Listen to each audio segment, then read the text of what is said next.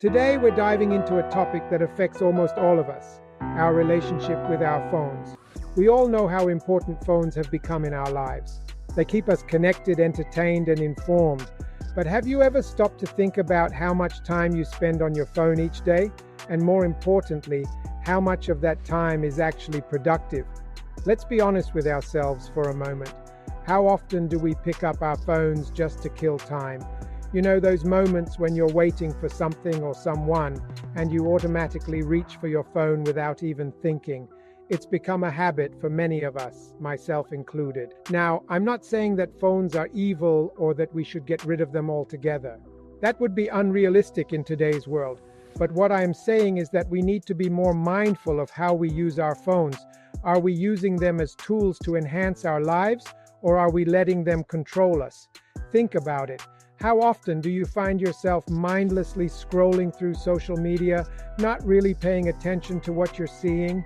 It's easy to get sucked into the endless stream of content, but what are we really gaining from it? Sure, it might give us a temporary dopamine hit, but is that all we want from life? Let's talk again about that dopamine hit for a moment. Did you know that social media is designed to keep us hooked?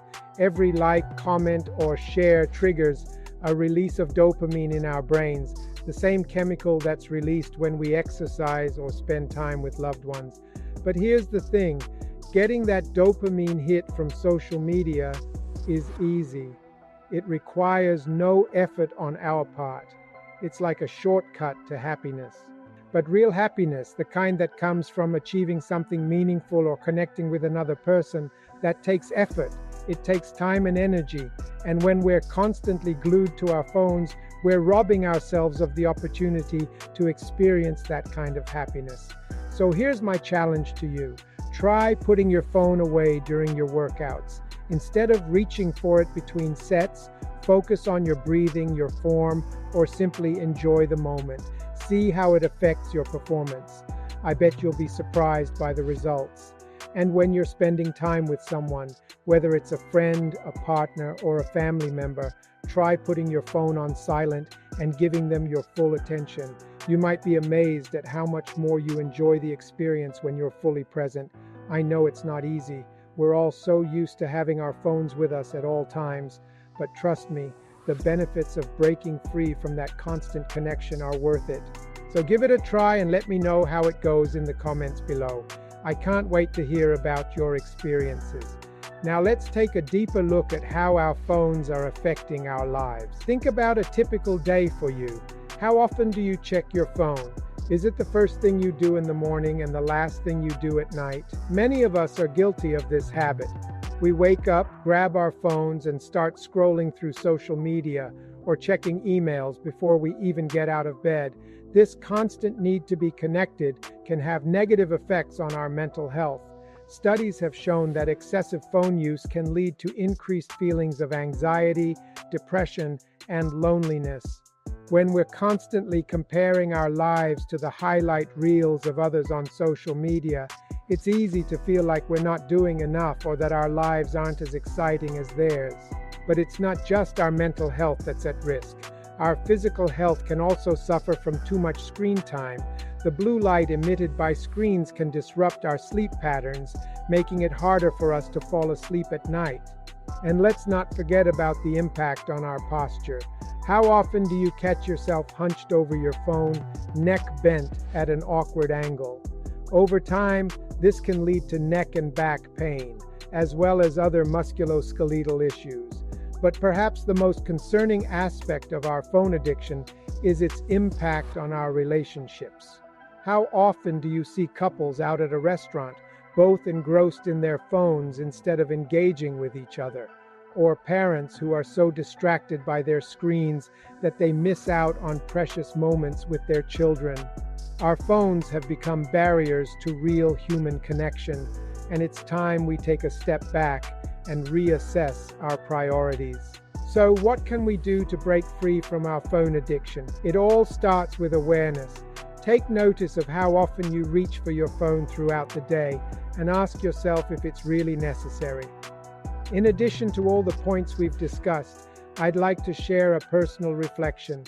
I come from a time when we didn't have mobile phones, and yet we survived, and some might argue, thrived.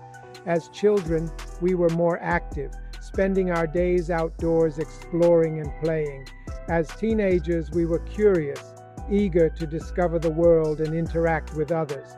I remember the excitement of turning 14 and getting my first moped, feeling a sense of freedom and independence as I explored new places. Back then, our sources of entertainment and knowledge were different. We didn't have instant access to the vast amount of information and entertainment available at our fingertips today. Instead, we relied on books, conversations, and real-life experiences to learn and grow. Traveling in the 90s meant navigating with physical maps and guidebooks, which required a different kind of engagement and awareness of our surroundings.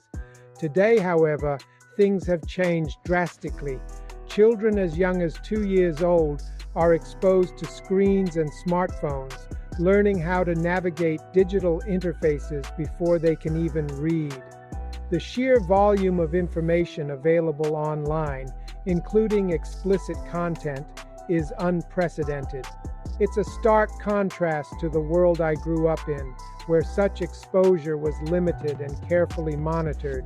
While technology has undoubtedly brought many benefits, it's important to acknowledge the impact it has had on our lives. We've become accustomed to constant stimulation and instant gratification, which can make it challenging to appreciate the slower, more deliberate pace of the pre-digital era. As adults who grew up without the omnipresence of digital devices, we may find ourselves caught in the same web of distraction and dependence that we criticize in younger generations. It's a reminder that the effects of technology are not limited to any one age group or generation. They shape our collective experience in profound ways. So as we navigate this digital landscape, let's remember the value of balance and mindfulness. Let's encourage ourselves and others to seek meaningful connections, engage in real-world experiences, and find joy in the simplicity of life beyond screens. If you can relate to this perspective or have your own insights to share, I'd love to hear from you in the comments below. Let's continue this conversation as a community, learning from each other's experiences and supporting one another on this journey.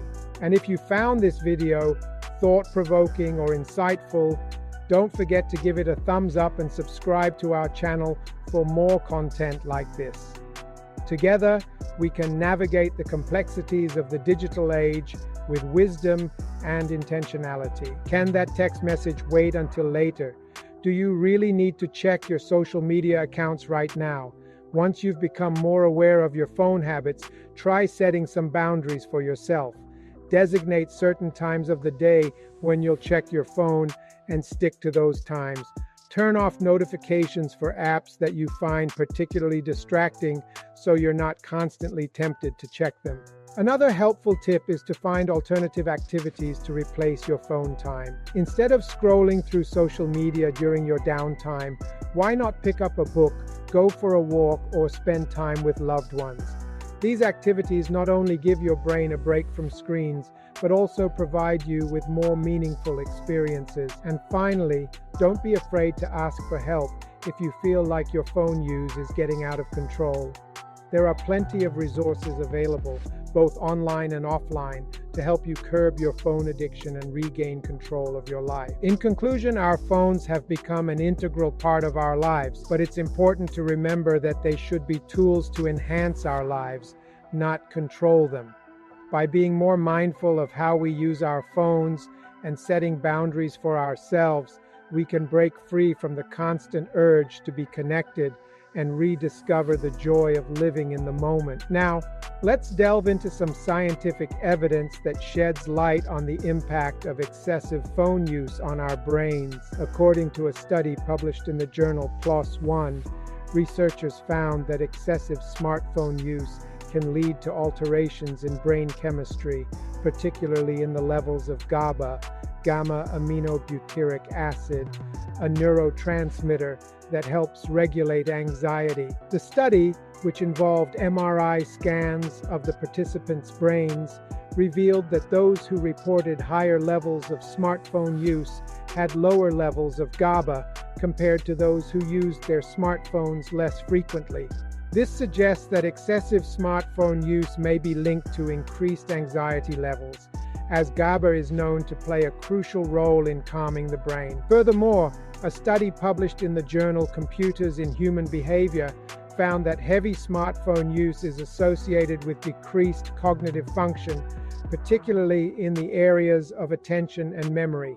The researchers observed that participants who reported higher levels of smartphone use performed worse on cognitive tasks that required sustained attention and working memory. These findings suggest that our constant connection to our phones may be affecting our brain function in ways that we're only beginning to understand. While smartphones offer many benefits, such as instant access to information and communication with others, it's important to be. In today's hyper-connected world, overstimulation is a prevalent issue that can guide us toward a lonely existence.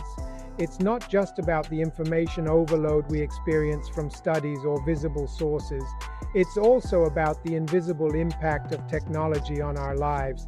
Take Japan, for example, a country known for its super-modern technology and early adoption of mobile devices. While these advancements have brought convenience, they've also led to a population that's increasingly isolated and struggling with loneliness, which has become a serious societal issue.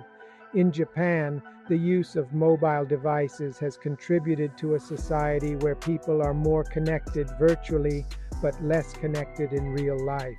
This paradox has resulted in a situation where many individuals feel trapped in their daily lives, lacking meaningful social interactions. Loneliness has become a significant concern, recognized as a serious pathology that affects mental and emotional well-being. The extent of this loneliness is evident in the unique services offered in Japan, where people can rent a girlfriend or boyfriend for companionship, or even rent entire families for events and celebrations. This phenomenon is both fascinating and concerning, highlighting the profound impact of technology on human connections. The fact that such services exist underscores the depth of loneliness experienced by many in modern society. When we consider the implications of this trend, it's alarming to imagine a world where human interaction is increasingly replaced by virtual connections. While technology has undoubtedly brought numerous benefits, it's essential to recognize and address the potential downsides, such as the erosion of meaningful social relationships. After all, human interaction is a fundamental aspect of our existence, and its absence can have profound effects on our well-being and sense of belonging. In conclusion, our phones have become an integral part of our lives, offering convenience and connection. However, it's crucial to be mindful of how we use them to ensure they enhance rather than detract from our well-being. By setting boundaries, seeking alternative activities, and being present in our interactions, we can break free from the addictive cycle of constant phone use. Remember, we're all in this together. Share your experiences in the comments below. How do you manage your phone use? Have you noticed any changes in your well-being since implementing new habits? Your insights could help others on their journey to a healthier relationship with their phones. If you found this video helpful, don't forget to give it a thumbs up. Subscribe to our channel for more content on living a balanced and mindful life. Together, let's navigate the digital age with intentionality and presence. Rebels, thanks for watching, and talk soon.